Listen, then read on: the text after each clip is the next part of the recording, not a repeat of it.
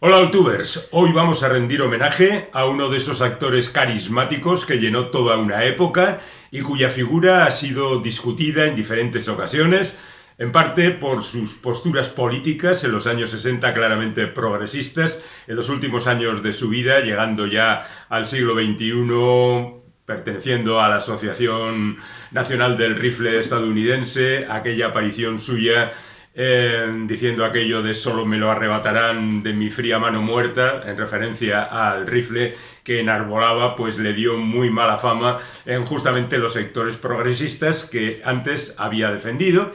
Pero no queremos que esto quede reducido simplemente a una postura política, porque en realidad Charlton Heston, de él es de quien hablamos, de quien se cumplen 100 años en este 2023 de su nacimiento, es también una figura que ocupó durante mucho tiempo las pantallas del cine de todo el mundo, con una presencia verdaderamente arrolladora.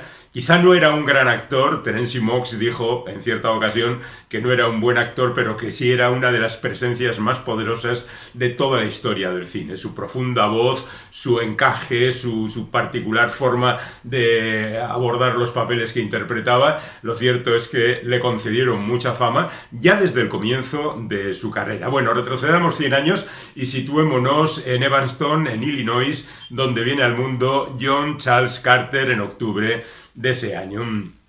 ¿De dónde viene el Heston? Pues le viene del marido el segundo marido de su madre, que se llamaba Chester Heston, y casi haciendo ahí una mezcla con el Charles y el Chester, al final le sale un Charlton, un nombre verdaderamente curioso, pero que lo diferencia del resto de sus conciudadanos y del resto de los actores, no solo de su generación, sino de prácticamente toda la historia del cine. Heston vive la primera parte de su vida tratando de encontrar cuál es su camino. En 1941, poco antes de que los Estados Unidos entraran en la Segunda Guerra Mundial, conoce a David Bradley, que es un entusiasta director de teatro con el que ya había hecho algunas escenificaciones, y le dirige en su primera película, una película totalmente olvidada, que es una adaptación de la obra de Ibsen, Peer Gynt, donde Heston interpreta ya el papel protagonista. Se ve que cuando todavía no había cumplido los 20 años, con 18, ya era un tipo verdaderamente que llamaba la atención.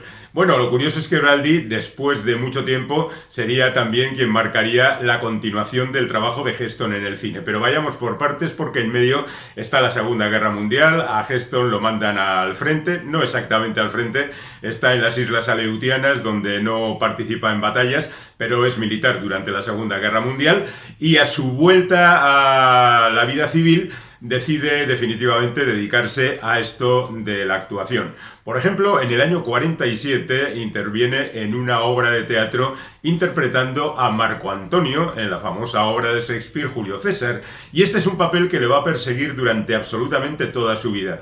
Tiempo más tarde veremos cómo incorpora e incluso dirige películas con este personaje en los años 70, pero por seguir en la ruta que nos hemos marcado durante todo ese tiempo de finales de los años 40, incluso casado ya con su mujer, con la que será su mujer de toda la vida, llegan a comprar incluso un teatro, se juegan sus escasos dineros para sacar adelante un establecimiento de este tipo, y la verdad es que la cosa no va muy allá, no consiguen ser ricos precisamente con ello, y en consecuencia vuelve a Nueva York, allí sigue trabajando en el teatro, hasta que de nuevo David Bradley, el que le había dirigido en Peer Gynt, le hace el ofrecimiento de interpretar otra vez a Marco Antonio en una adaptación al cine de Julio César de William Shakespeare. Y esa es la que muchos consideran su primera película, porque a partir de ese año, en el año 50, ya su carrera va a fluir de manera natural y va a interpretar película tras película.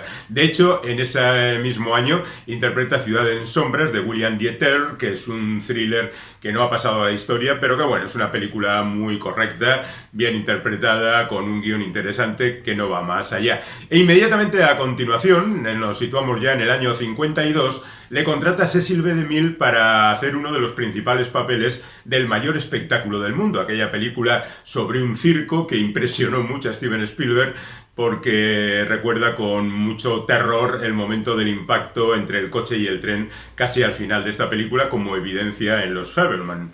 Bueno, pues en esa película Charlton Heston, que no es el primero del reparto, sí interpreta un papel importante porque es prácticamente el organizador de todo el circo. Y por cierto, adelanta en su estética a un personaje que interpretará poco más tarde y a un personaje que después sería mucho más famoso interpretado por otro actor como es Indiana Jones. Es decir, cazadora de cuero, sombrero y eso que está en un circo, ¿no? Pero bueno, al final la estética es la que es. Y ya entonces Heston demuestra ese poderío, esa presencia, ese saber estar y ese saber comportarse en las situaciones difíciles. Bueno, después de esto, son los años 50, hay que pasar por el trance de hacer algunos western, hace de indio en El Salvaje, por ejemplo, de George Marshall, y aparece en un melodrama fantástico titulado Pasión bajo la niebla, que está dirigido por Kim Vidor y donde comparte pantalla con Jennifer Jones en esos enfrentamientos de actores y actrices muy fogosos. Hay un momento en que el propio Heston dice una de esas frases que todos recordaremos a lo largo de la historia, enfrentado a Jennifer junto a la niebla, cuando le dice: ¿crees que puedes competir con mi trabajo? Se dedica al petróleo y cosas por el estilo. Bueno, este es un melodrama de mucho impacto, hace que aumente su fama, protagoniza a continuación otro melodrama en compañía de Susan Hayward titulado La Dama Marcada, en el que hace, por ejemplo, de Andrew Jackson, un papel que retomará tiempo más tarde en otra película, como veremos adecuadamente. Hace El triunfo de Buffalo Bill, que es una de esas películas pues de consumo, un western sin mayor trascendencia, dirigida por Jerry Hopper, que va a ser uno de esos directores que le va a acompañar durante algún tiempo. Después de eso hace un western que es mucho más recordado, que es Hoguera de Odios, dirigida por Charles Marker Warren, donde Heston hace una de esas interpretaciones también de enfrentamiento con otro actor, en este caso Jack Palance. Los dos son muy actores de gesto, muy actores de impactar al otro. Jack Palance interpreta a Toriano, un apache, y Charlton Heston es el blanco, que por supuesto al final acabará ganando.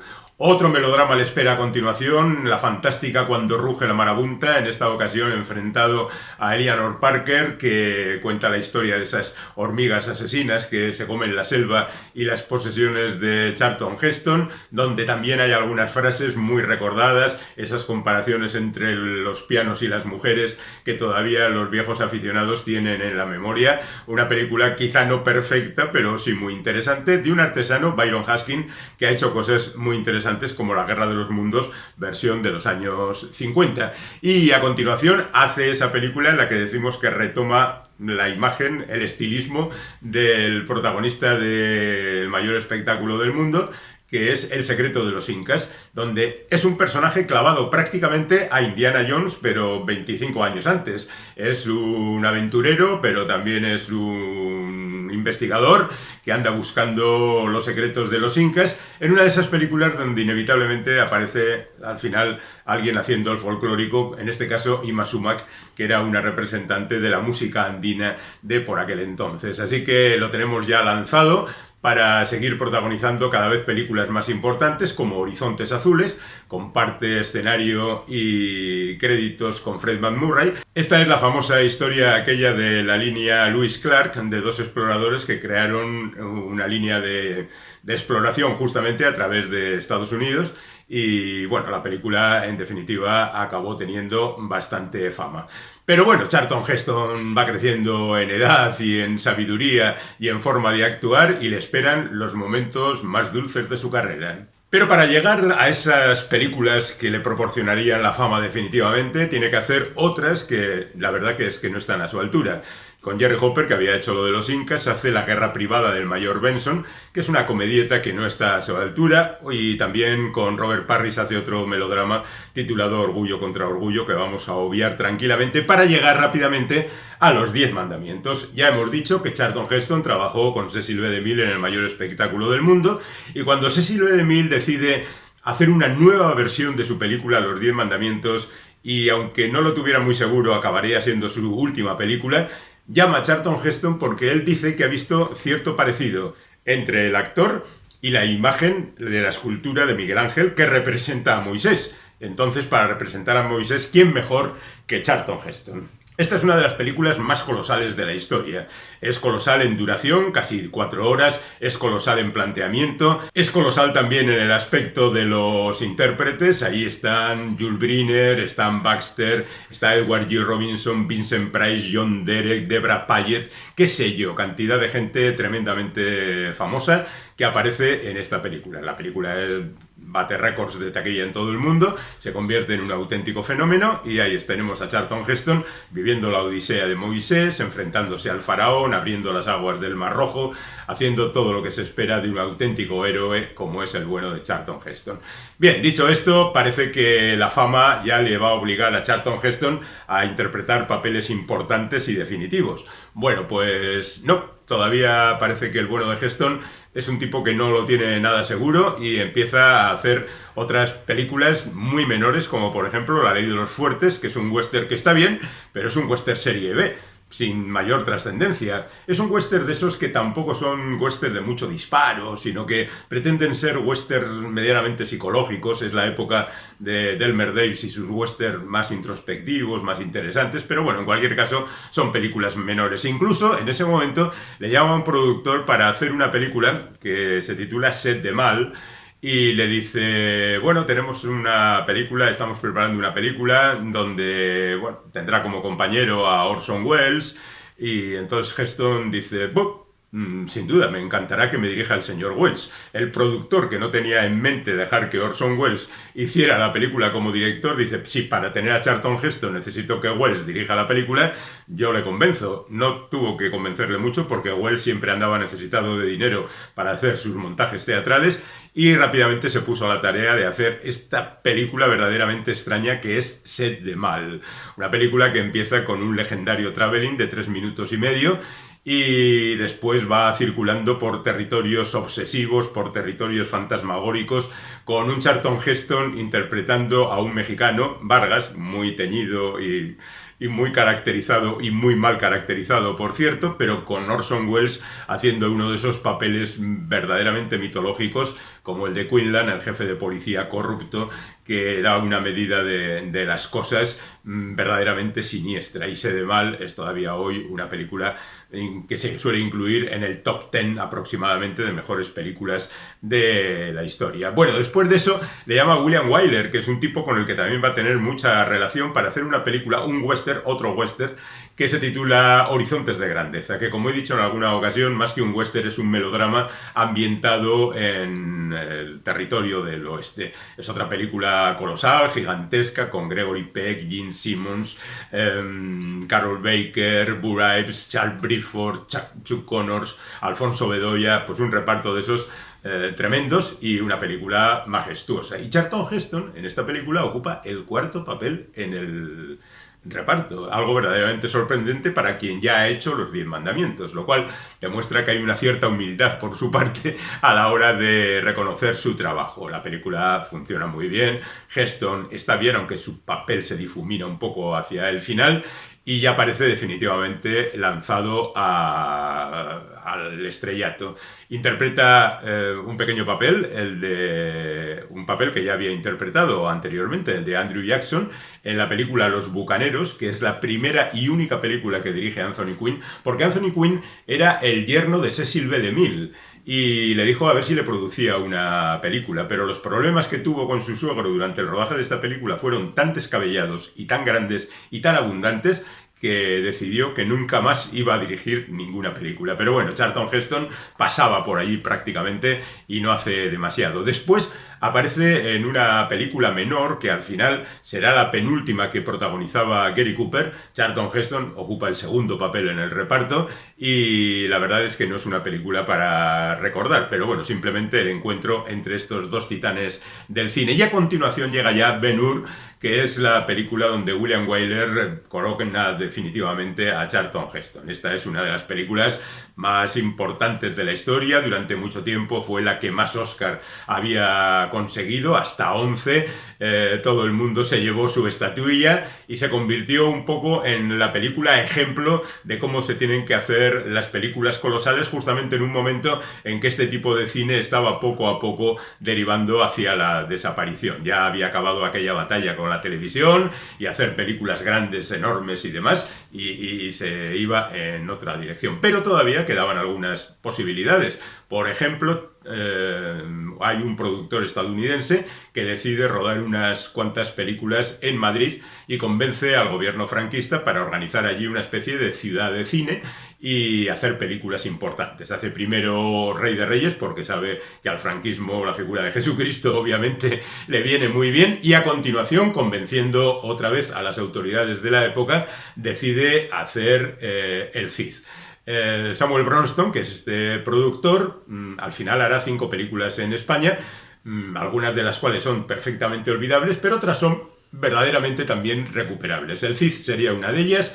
Está dirigida por Anthony Mann, uno de esos directores sólidos como pocos, que por cierto acababa de ser despedido del rodaje de Espartaco, pero bueno, y se abalanzó sobre la historia del Cid como si fuera un western y la contó tal cual: el héroe que tiene que enfrentarse a la adversidad, que mata al padre de su amada, que tiene que enfrentarse a su rey, que acaba venciendo en batallas después de muerto, qué sé yo. Toda la parafernalia y toda la mítica del Cid campeador se juntaron en esta película, que también fue un éxito, pero el bueno de Heston empezaba a cansarse de esas películas. Protagonizó una comedieta titulada Aventura en Roma con Elsa Martinelli, que vamos a olvidar. Protagonizó El Señor de Hawái, que es otra película, hombre, más moderna que El Cid y Los 10 Mandamientos y todas esas, pero también del mismo estilo, que pretendía ser una película grande, enorme, bueno, un melodrama sin más trascendencia. Le ofrecen La caída del Imperio Romano y le dice que ya está hasta el cogote de este tipo de películas, a Samuel Bronston. Y el otro le coloca un guión que tenía por allí como olvidado y le dice, bueno, a ver si te interesa eso. Y cuenta Heston en su autobiografía que en su regreso a Estados Unidos se leyó el guión de 55 días en Pekín, y a la llegada llamó a Bronston y le dijo, esta sí la voy a hacer, porque le interesaba. Entonces, bueno, hace 55 días en Pekín, dirigida por Nicolas Ray, bueno, en realidad dirigida por Nicolas Ray un rato, porque Andrew Marton, el director de Segunda Unidad, dirigió la mayor parte de las escenas de masas y cosas por el estilo, pero al final resultó otra de esas películas que gustan mucho a la gente, con una Ava Gardner a cuyo personaje tuvieron que matar antes de terminar la película porque les daba muchos problemas en el rodaje. Un pequeño desastre, pero que al final cuadró todo en una película que funcionó bastante bien. Y después de esto, pues ya hace una pequeña aparición en La historia más grande jamás contada, haciendo de Juan el Bautista. Seguimos con el colosal, en este caso más von Sydow hace de Jesucristo, y hasta John Wayne aparece haciendo de centurión romano en una de esas apariciones ridículas que de vez en cuando nos proporciona el cine. Y luego, después de eso, es llamado por Sam Peckinpah y tienen problemas para hacer Mayor Dundee. Sam Peckinpah es uno de los representantes del western crepuscular. Es un cineasta que ha hecho 2 películas en el momento en que se encuentra con Heston, la segunda de las cuales, Duelo en la Alta Sierra, ha sido muy bien considerada. Entonces a Peckinpah le dan un presupuesto para hacer esta película. Heston decide interpretarla porque siempre está interesado en hacer películas de nuevos cineastas, dispuesto a ayudarlos en la medida de lo posible. El encuentro entre las 2 personalidades es verdaderamente tormentoso, porque los dos tienen un carácter a veces difícil, y cuenta la crónica que en una ocasión, después de repetir y repetir una toma, el bueno de Heston, montado a caballo y enarbolando su sable, se lanzó sobre Sam Peckinpah con intención de soltarle un mandoble. Parece que se contuvo a tiempo, la cosa no fue más allá, pero sí fueron unas relaciones difíciles al rodar esta película. Una película que cuenta una historia 1000 veces contada, como es la reunión de soldados del norte y del sur durante la Guerra Civil Americana, para perseguir a un grupo de apaches que se ha escapado de la reserva al mando de Sierras Charriba, que han pasado a México, y entonces esta gente se cruza tranquilamente, como tantas veces hacen los estadounidenses, el Río Grande o el Río Bravo, y se van a México a montar la suya. Acaban peleándose con los dragones de Maximiliano y todo esto. La película tiene serios problemas. De hecho, los productores deciden despedir a Sam Peckinpah, y entonces Charlton Heston dice que no, que al fin y al cabo es un autor y que él tiene que terminar la película.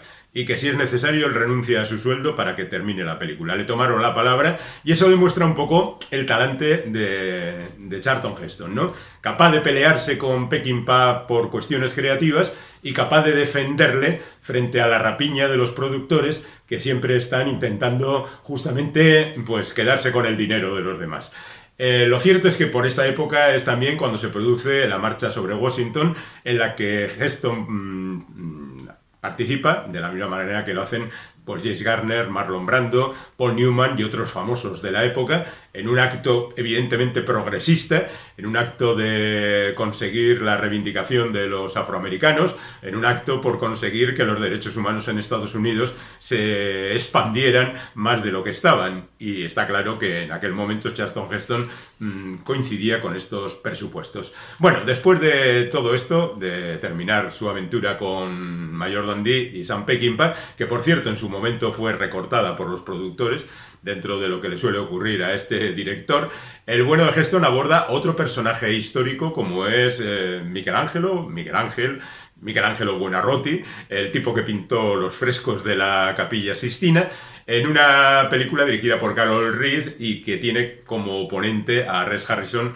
interpretando al Papa Julio II. Como siempre, pues son dos personajes potentes con dos métodos interpretativos absolutamente diferentes, pero que dan mucho juego. A mí particularmente es una película que me gusta. Sé que no tiene mucho prestigio, sé que no ha sido muy admirada ni muy aplaudida, pero a mí es una película que me gusta. Y me gusta todavía más la siguiente película que hace, que no es otra que El Señor de la Guerra, una película medieval de la que ya he hablado en algunas ocasiones, contando una historia verdaderamente apabullante y dirigida por Franklin J. Schaffner, uno de los miembros de la generación de la televisión que va a hacer con esta y la siguiente película que haga con Heston una dupla verdaderamente aparatosa. Esa segunda película sería El planeta de los simios. Pero El Señor de la Guerra, de verdad que es una película fantástica, si obviamos un poco los afanes, digamos, interpretativos de Heston, que por aquel entonces se empeñaba siempre en mostrar su torso desnudo peleando contra los malos para demostrar su potencia física.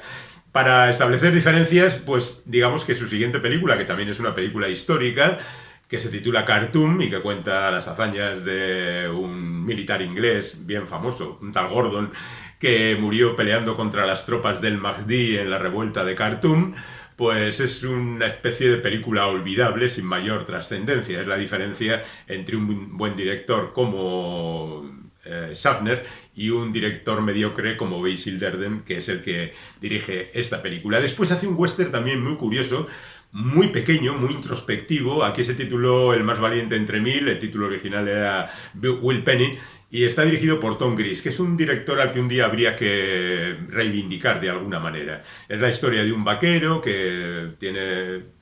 Bueno, cuentan su vida, cómo es la vida de los vaqueros, pero un día tiene un incidente, queda herido, es recogido por una mujer que está refugiada en una cabaña junto con su hijo, y es la historia de la relación entre estos personajes, que a veces es muy bonita, a veces es un poco tensa, pero en realidad es una película que está muy bien. Luego hace otra película menor, como es Una tumba al amanecer, donde hace de músico estadounidense, enfrentado durante la Segunda Guerra Mundial con un general alemán amante de la música clásica que interpreta Maximilian Schell.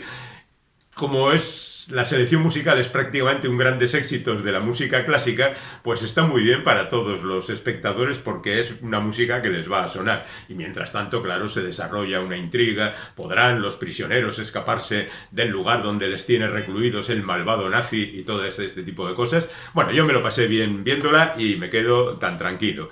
Después de eso llega evidentemente El planeta de los simios de Franklin J. Schaffner, de la que tanto hemos hablado, de la que ya sabemos todos absolutamente todo, así que lo dejaremos ahí. Y a continuación hace otra película con Tom Cruise que se titula El número uno, que es una película sobre el deporte que tampoco va muy allá. Para encontrarse, estamos ya en el año 1970, haciendo otra vez de Marco Antonio en El asesinato de Julio César, una película que dirige Stuart Burch, con un reparto, pues de esos también de campanillas de la época, e incluso algunos intérpretes shakespearianos como John Gielgud, que ya estaba en la versión que en los años 50 había hecho Mankiewicz con Marlon Brando de protagonista. Bueno, Heston trata de pelear con el recuerdo de Marlon Brando. No lo consigue porque Brando es mucho Brando, las cosas como son, pero él sigue con su trueno en torno a este personaje. Bueno, además de esto, le llaman para que haga una pequeña intervención en la continuación del Planeta de los Simios, que es Regreso al Planeta de los Simios, donde Heston aparece hacia el final, pero en esa película el planeta revienta. Ay, iba a contar un spoiler de la primera. Pero en la tercera de la serie son los simios los que retornan al presente de la Tierra y la historia continúa, 5 películas, después 2 series de televisión, después un montón de cosas que llevarían al actual estado de cosas con esas nuevas series más o menos precuelas. Bueno, ya sabéis vosotros cómo está el asunto del Planeta de los Simios. Después hará otra película de esas aventureras en Hawái, como es Los Indomables, donde Heston, a las órdenes otra vez de Tom Cruise, hace uno de esos papeles que se esperan de él tranquilamente, y El último hombre vivo, que es esa adaptación de Soy Leyenda, donde el personaje se queda solo en un mundo dominado por una serie de vampiros, una especie de vampiros que han sido transformados por una enfermedad, por un virus, algo que nos ha puesto a la humanidad al borde de la desaparición. Y mientras hace todas estas películas en las que no pone demasiado interés, pero lo hace con cierta solvencia, pues decide meterse a director para hacer la película Marco Antonio, otra vez, y Cleopatra, otra adaptación de Shakespeare, donde el bueno de Heston pues ya se ocupa absolutamente de todo, de dirigir, de protagonizar y de ligar con Carmen Sevilla, que según cuentan las crónicas era uno de los intentos de aquel entonces. No sabemos si es cierto, pero haya quedado para la leyenda. El resultado, pues una película más bien olvidable, porque Heston como director nunca ha sido precisamente alguien a quien se le puede tener demasiada confianza. Hace las cosas vaya, pero tampoco es deslumbrante. Y a continuación ya entramos en esa zona de películas de aventuras como Alarma Vuelo 502 Secuestrado, que podía pertenecer a la saga de Aeropuerto que ya había empezado, pero que no pertenece porque no sale George Kennedy. Si no sale George Kennedy no es de la saga de Aeropuerto, y en esta no sale. A continuación hará películas como La Selva Blanca y algunas otras más de este estilo que no aportan demasiado a su filmografía y entra ya directamente en su decadencia. Pero todavía hay tiempo para hacer algunas buenas películas. Por ejemplo, Soylent Green, Cuando el destino nos alcance, una película de ciencia ficción que se ambienta en el año 2022 y que tiene algunos anuncios que se han cumplido a lo largo de estos 50 años. Es una película muy interesante que hace propuestas sociológicas verdaderamente de calado y la verdad es que merece la pena recuperarla. La dirige Richard Fleischer, que es un director fantástico, perteneciente a la generación de la violencia. Tenemos por ahí un vídeo dedicado a su figura y la verdad es que está muy bien, muy bien. Yo es una película que la recuerdo con cariño. Luego hace el papel del cardenal Richelieu en ese díptico que es Los tres mosqueteros, los cuatro mosqueteros de Richard Lester, con Michael York haciendo de D'Artagnan, bueno, las historias de siempre, los arretes de la reina, la venganza de Milady, lo que todos esperamos en estas películas de aventuras, con Faye Dunaway haciendo una malvada ejemplar y Christopher Lee haciendo de malo ejecutor. El malo al fondo es Charlton Heston haciendo del cardenal Richelieu. Y en medio de las dos películas le interpreta uno de los aeropuertos, esto sí, Aeropuerto 75, en la que Charlton Heston interpreta a un piloto que tiene que meterse en la cabina de otro avión que ha sufrido un accidente, han muerto los pilotos, ha desaparecido media cabina de pilotaje y él tiene que llegarse allí. Aparece George Kennedy, es de la serie de Aeropuerto. Después de eso tenemos Terremoto, otra película de catástrofes, pues Heston se suma con entusiasmo a este tipo de películas, que inventó aquel sistema del sensor round que supuestamente movía la butaca mientras estabas viendo los momentos del terremoto, que no tuvo mayor trascendencia, pero que bueno, nos hizo reír durante algún tiempo. Protagoniza un western en compañía de James Coburn, Los últimos hombres duros, que no está bien ni está mal, es una película que marca ya la decadencia del western más tradicional. Ya estas películas no tienen demasiado sentido, pero en última instancia está ahí, dirigida por Andrew Victor McLaglen, que es el hijo de Victor McLaglen, aquel actor de John Ford, que trata de seguir la estela de su maestro, pero que no le llega ni a la suela del zapato. A continuación aparece la batalla de Midway, encabezando el reparto de caras famosas, que hacen generalmente cameos como militares estadounidenses y muy poco más.